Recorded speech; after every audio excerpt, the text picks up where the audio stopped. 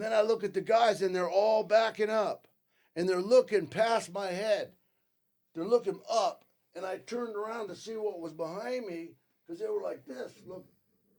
And there was nothing behind me. And I turned back around. They backed up about maybe 8, 9 steps. And then they all at the same time turned around, took off running, jumped in this van, burned gravel, and just took off down the side street.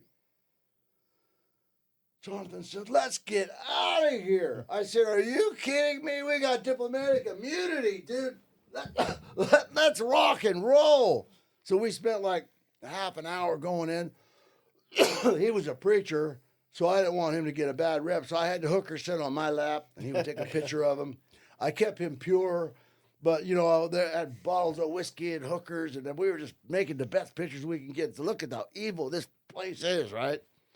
So we're going back to the house, and the driver, I've been here praying. I've been praying, Senor. I've been praying. Oh, God, Jesus saved them. And he was just horrified. So on the way back, Jonathan goes, why did you tell me not to move?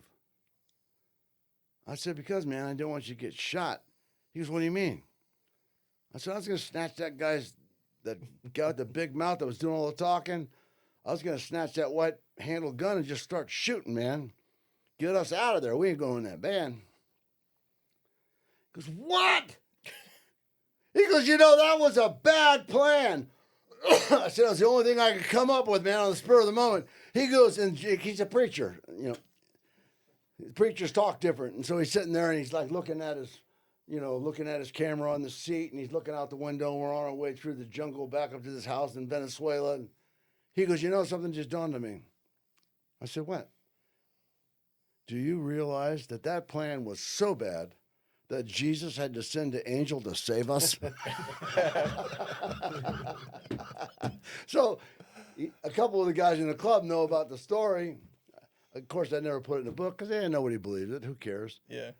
And so when Jonathan gets there and he's talking, they were talking about different things for the Lord. And he says, yeah, this was one time I was with Ben. And he starts telling the whole story. And they came over and they said, that really happened. I said, so I'm walking around the whole time. You guys think I'm like a BSer or what? Yeah.